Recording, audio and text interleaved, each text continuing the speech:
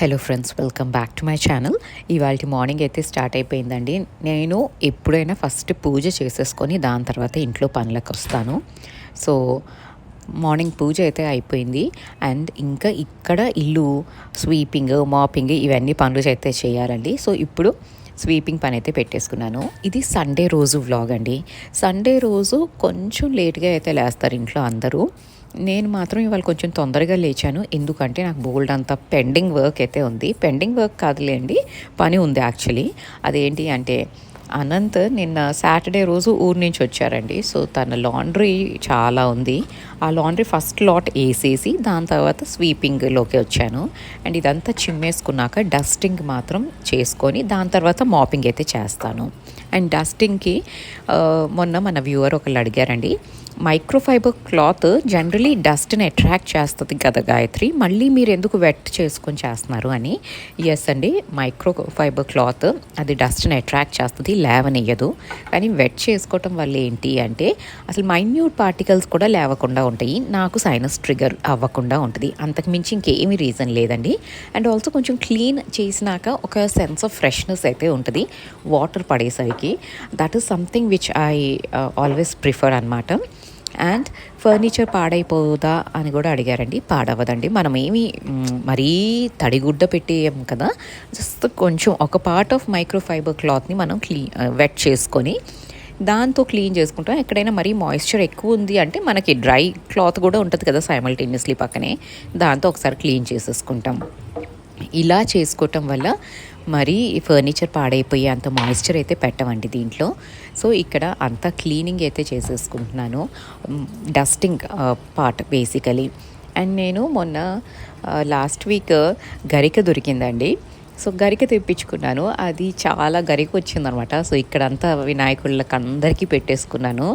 And అవి కొంచెం ఏంటంటే గాలికి ఎగిరిపోతూ ఉంటాయి. సో అవన్నీ తీసుకొని నీట్గా డస్టింగ్ అయితే చేసేసుకుంటున్నాను. అండ్ ఈ డస్టింగ్కి మాత్రం నిజంగా చెప్తున్నానండి, మినిమం 15 మినిట్స్ అయితే పట్టాల్సిందే మా ఇంట్లో ఉన్న ప్రతి ఫర్నిచర్ పీస్ని సూపర్ఫిషియలీ క్లీన్ చేయటానికి. ఇక్కడ నేను థరో క్లీనింగ్ ఏమీ చేయట్లేదండి. If you see, just surface మాత్రమే క్లీన్ చేస్తున్నాను. అండ్ విగ్రహాలు కూడా జరిపి చేయట్లేదు. ఆన్ అ రెగ్యులర్ బేసిస్ అన్నీ జరిపి అయితే నేను చేయనండి. సూపర్ఫిషియలీ పైన మాత్రమే డస్టింగ్ చేసుకుంటాను. And as I told you, one thing at a time, ఒక్కొక్క రోజు ఒక్కొక్కటి చేస్తాను. ఇవాళ ఆ సెంటర్ టేబుల్ ఆ కింద స్లాట్స్ అన్నీ తీసి నీట్గా క్లీన్ చేసుకున్నాను. So that is more than enough for me. And ఇంకా అది పనంతా అయిపోయినాక డస్టింగ్ పని ఇప్పుడు మాప్ చేసేసుకుంటున్నాను. ఈ రకంగా ఏంటంటే కొంచెం డస్ట్ పార్టికల్స్ ఏమైనా కింద పడ్డా కూడా ఇల్లు అయితే నీట్గా ఉంటుంది. అండ్ ఈ మాపింగ్, ఈ స్టిక్ మాత్రం నిజంగా లైఫ్ సేవియర్ అండి నాకైతే. ఈసారి నేను ఇన్ని రోజులు పూణేలో ఉన్నప్పుడు మా హౌస్ హెల్ప్ దీన్ని యూస్ చేసేది. సో తనకి యాక్చువల్లీ 2 ఇవి చేంజబుల్ ఉంటాయి అన్నమాట, ప్యాడ్స్ వీటివి. ఆ 2 తెప్పించాను. వింటర్లో ఆరట్లేదమ్మా అంటే సరే అనేసి ఇక్కడికి వచ్చినాక మరి ఈ పనమ్మాయి ఇది యూజ్ చేయటం తనకు అర్థం కాలేదు, మామూలు క్లాత్తోనే పెట్టేస్తుంది. అండ్ ఆ ప్యాడ్ మాత్రం పోయింది ఒకటి. ఇంకొకటాన్ని భద్రంగా కాపాడుకుంటూ వచ్చి దాన్ని నేను ఇప్పుడైతే యూజ్ చేశానండి. And it really helps a lot. And balconies కూడా నేను మొక్కలకి నీళ్లు పోసుకుంటూనే కడిగేస్తున్నానండి. So it's working out very easy for me. నేను ఒక బకెట్లో వాటర్ నింపేసుకొని మొక్కలకి నీళ్లు పోసేసి అక్కడ కడిగేసి అండ్ వైపర్తో కొట్టేస్తున్నాను. That is making my life simpler. But yes అండి, బాల్కనీస్ ఆర్ సచ్ న్యూసెన్స్ అయిపోతుంది నాకు. పీజియన్స్ భయంకరంగా ఇబ్బంది పెడుతున్నాయి. అండ్ మన వ్యూవర్ ఒకళ్ళు అన్నారు, పేపర్స్ పరచచ్చు కదక్క అనేసి. పేపర్ ఎక్కడ పరుస్తామండి, balcony is a huge one. So మొత్తం బాల్కనీ అంతా పేపర్ స్ప్రెడ్ చేశాను అనుకోండి, మధ్యాహ్నం వచ్చే గాలికి మొత్తం వచ్చి నా డోర్కి అంటుకుంటుంది. So it's not feasible for me to paste papers or something. ఈ బాల్కనీ వాళ్ళు పైన కవర్ చేస్తే ఏమైనా హెల్ప్ అవుతుందండి, లేకపోతే ఇంతే. ఇది కొంచెం కష్టమే అండి. ఓపెన్ బాల్కనీస్ మాత్రం ఎప్పుడు చూడద్దు, మీరు అసలు తీసుకోవద్దు. ఓపెన్ బాల్కనీస్ ఉన్న హౌస్ చూడటానికి చాలా బాగుంటుంది కానీ భలే ఇబ్బంది అయితే పెడతాయి. అండ్ సండే కావటంతో అనంత్ కూడా వచ్చారు కాబట్టి మా ఇంట్లో మటన్ అయితే చేస్తున్నారండి. సో ఫస్ట్ తను మటన్ని మ్యారినేట్ చేసుకున్నారు. ఉప్పు, కారం, పసుపు, జింజర్ గార్లిక్ పేస్ట్ అవన్నీ వేసి మటన్ని 1 hour అయితే మ్యారినేట్ చేసుకుంటాను అనేసి ఆ కుక్కర్లోనే మ్యారినేట్ చేసేసుకున్నారండి. అండ్ ఇక్కడ గ్రేవీకి సెపరేట్గా ప్రిపేర్ చేస్తున్నారు. గ్రేవీకి ఏంటంటే కడా మసాలాలు అన్నీ వేసుకున్నారు. బే లీఫ్, చెక్క, లవంగం, పెద్ద ఇలాచీ, చిన్న ఇలాచీ, స్టార్ అనీస్ ఇవన్నీ వేసేసి అనియన్స్ ప్రాపర్గా ఫ్రై చేసుకుంటారు.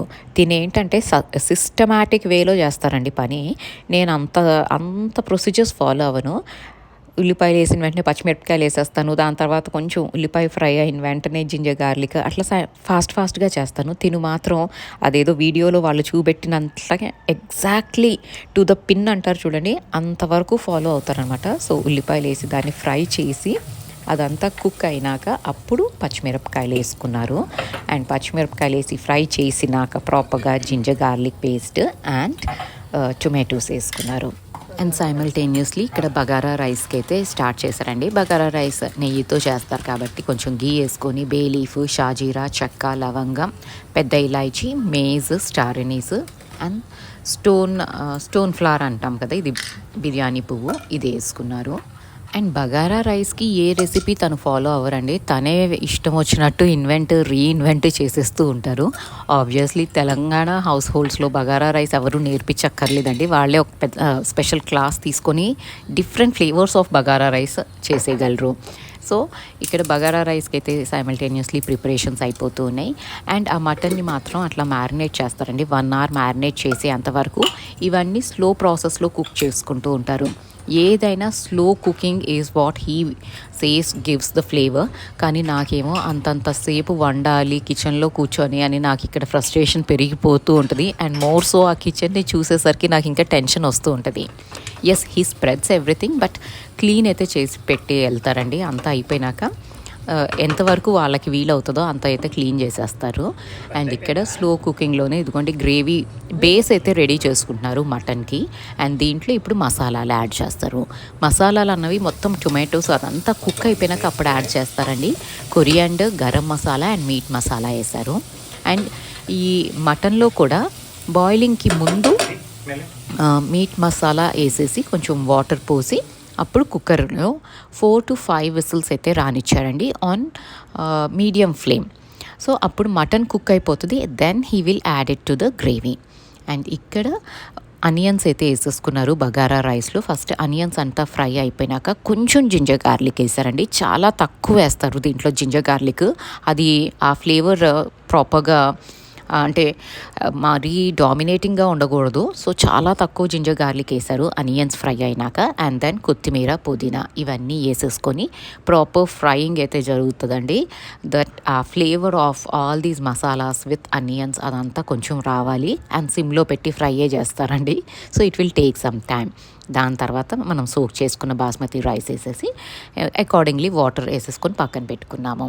అండ్ ఇప్పుడు ఇది మసాలా అయితే వేసేసారు కదండి. సో ఇది మటన్కి అయితే వాటర్ పోసేసుకొని అది కుక్కర్ అయితే పెట్టేస్తారు. And the base is also getting ready. And mutton will also కుక్కర్లో పెట్టామంటే ఎంతసేపు అండి, బాగానే కుక్ అయిపోతుంది. సో 4-5 విజిల్స్ వచ్చినాక then he will add this base to the mutton అనమాట.